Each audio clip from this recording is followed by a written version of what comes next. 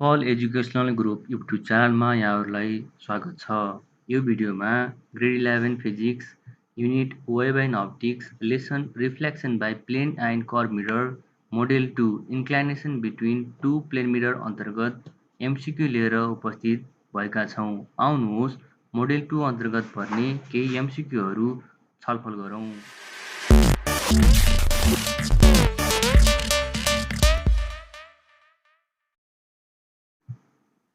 योभन्दा अघिल्लो भिडियोमा हामीले चाहिँ क्वेसन नम्बर 1 देखि 5 सम्म प्रस्तुत गरिसकेका छौँ। कृपया अघिल्लो भिडियो हेरिदिनु होला। Question number 6 two plane mirrors inclined at an angle theta form 9 image भन्छ। दुईटा हाम्रो चाहिँ के छ, हाम्रो प्लेन मिरर रहेको छ जसको इन्क्लाइनेसन कति छ, हाम्रो थीटा छ र कतिवटा इमेज बन्छ, हाम्रो चाहिँ 9 वटा इमेज बन्छ।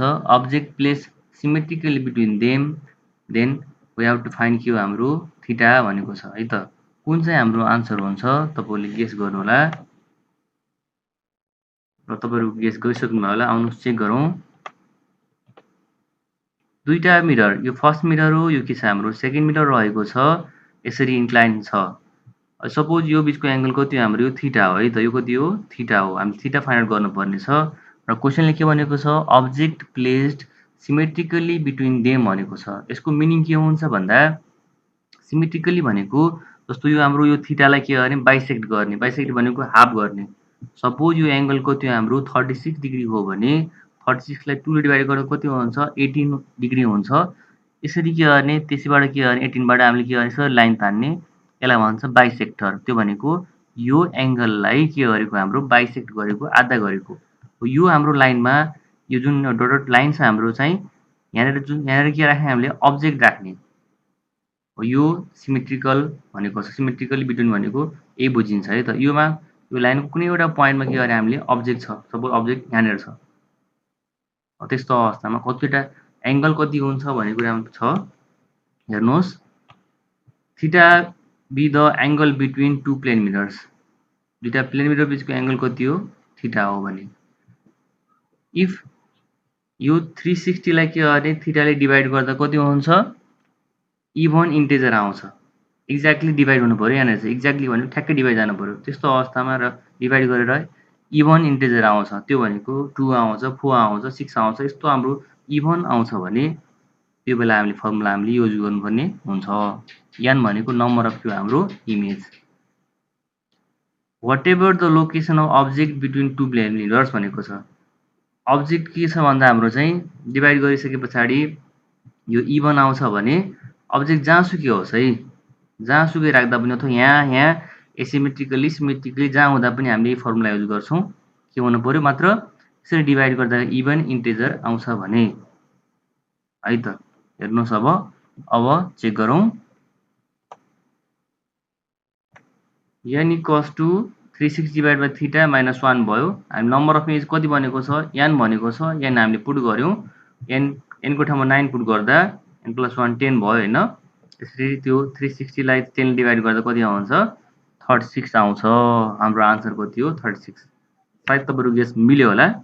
आउनुहोस् क्वेसन नम्बर 7 तर्फ लागौँ। क्वेसन नम्बर 7 रहेको छ, a ray reflected successive from plane mirrors inclined कति भनेको छ, हाम्रो 300 degree. The number of images observable is भनेको छ। 30 हुन्छ, 12 हुन्छ, 11 हुन्छ, 13 हुन्छ। आउनुहोस् है त, हेर्नुहोस्। If 360 divide by theta is odd integer. Question number 6 मा हामीले इभन इन्टिजरको कुरा गरेका थियौँ। यसरी डिभाइड गर्दा यदि हाम्रो अड आउँछ, अड भनेको 1 3 5 आउँछ भने त्यस्तो बेला दुईवटा केस हुन्छ, आई र आइरहेको छ। एउटामा हाम्रो के आउँछ, n equals to 360 divide by theta minus 1 formula भयो। अब्जेक्ट प्लेस्ड सिमेट्रिकली भन्छ भने यसरी डिभाइड गर्दा 360 लाई थीटा डिभाइड गर्दा अड इन्टिजर आउँछ। र क्वेसन चाहिँ के भनेको छ, यदि अब्जेक्ट चाहिँ सिमेट्रिकल्ली बिट्विन मिरर छ भन्ने कुरा गरेको छ भने हामीले चाहिँ यो फर्मुला युज गर्नुपर्ने हुन्छ। यदि object placed asymmetrically between mirror भनेको छ भने त्यो बेला हामीले चाहिँ यो simply n is equal to 360 divide by theta use गर्नुपर्ने हुन्छ। Asymmetrical means object placed not on the bisector of angle between mirrors.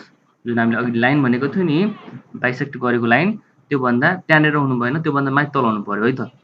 त्यस्तो भनेको छ भने हामीले चाहिँ यो फर्मुला युज गर्छौँ है त। अब अर्को के रहेको छ हाम्रो 360/θ इज फ्र्याक्सनमा आयो। अघि एक्ज्याक्ट डिभाइड गर्दा इभन आउँदा र अड आउँदाको कुरा हामीले डिस्कस गरिसक्यौँ। फ्र्याक्सनमा आउँछ 9.45 आयो भने यस्तो तपाईँलाई इमेज कति हुन्छ 9 हुन्छ है त। अब हेर्नुहोस् क्वेसन नम्बर 7 मा के भनेको छ त्यो अनुसार अगाडि बढौँ। Del equals to 360 minus 2θ। यो डेल कति रहेको छ हाम्रो चाहिँ 300 रहेको छ। 300 पुट गर्यो हामीले चाहिँ हैन।